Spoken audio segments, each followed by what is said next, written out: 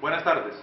Nuestro grupo está conformado por Eulícer Andrés García, Haider León Manzano, quien les habla, Miller José León Martínez.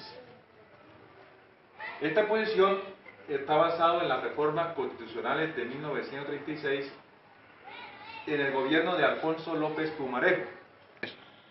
La reforma constitucional de 1936 durante el gobierno del doctor Alfonso López Pumarejo se dio con un congreso con una gran partida o con una gran intervención del Partido Liberal. El gobierno, mediante esta reforma, quería subyugar la propiedad privada a intereses sociales y quería llegar a obtener un mayor intervencionismo en las cuestiones y en el manejo territorial. De igual manera, esta reforma se enfocó en dos grandes vertientes. Una fue la Ley de Tierras de 1936 y la otra fue la Ley 200 de 1936 y la otra fue la separación de Iglesia, Estado, y se dictaron además otras disposiciones. De esta reforma hecha a la Constitución en 1936 queremos resaltar 12 puntos, y el primero de ellos es la propiedad. En esta reforma se plasmó que el derecho de propiedad iba a estar mejor definido, que el legislador iba a tomar decisiones de expropiar o indemnizar a los derechos, a las personas que eran titulares del derecho de propiedad. El segundo punto que queremos resaltar de esta reforma constitucional es el concepto de autoridad. Se creó este concepto con el fin de garantizar y de promover el cumplimiento de los derechos y los deberes de cada ciudadano. El tercer punto de esta reforma es la utilidad pública. Se definía o se creó el concepto de utilidad pública buscando un mecanismo para expropiar de manera correcta a los propietarios del derecho de propiedad, valga la redundancia, de cada terreno, de cada predio. El cuarto punto de esta reforma se enfocó en un Estado intervencionista, el cual por medio de leyes y de hacer presencia en el proceso de producción e explotación de los recursos, se inmiscuía en los asuntos de las empresas públicas y privadas. Una de las reformas que hoy en día sigue prevaleciendo durante la historia. En la Constitución de 1991, que es la que actualmente está en vigencia, se crea el Ministerio del Medio Ambiente, que mediante la Ley 99 del 22 de diciembre de 1993, uno de los aportes que nos quedó de la reforma que se hizo a la Constitución de 1936. El quinto punto de esta reforma constitucional de 1936 se dio la libertad de cultos.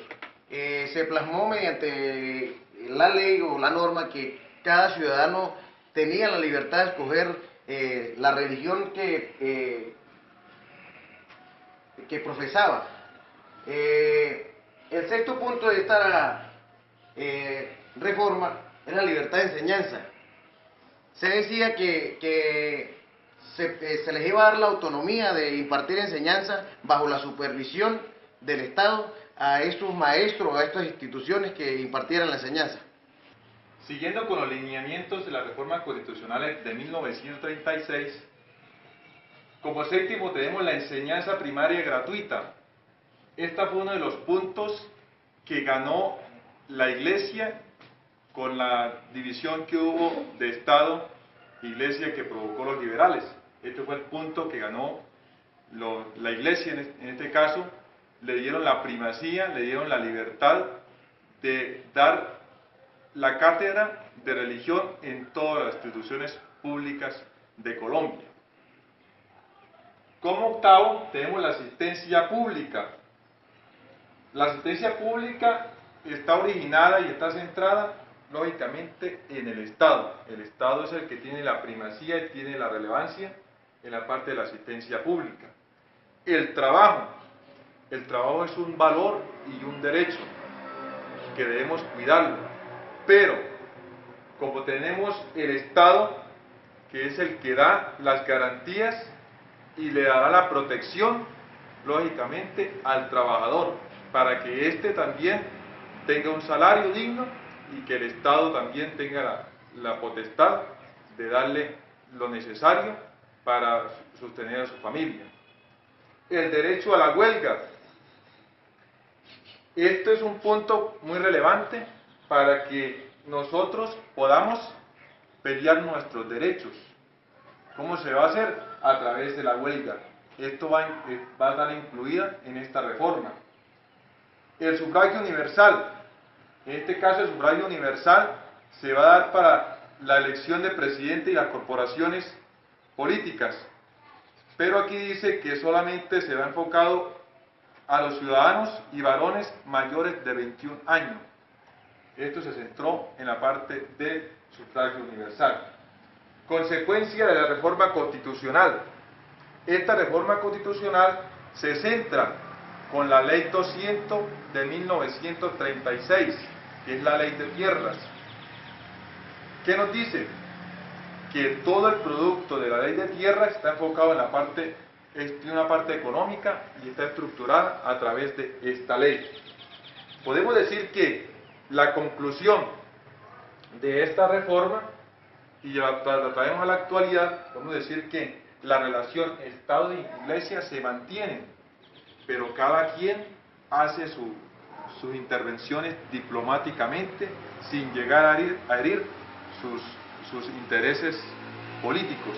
Esto mantiene una comunicación, un diálogo y una relación que a futuro nos puede servir para todos.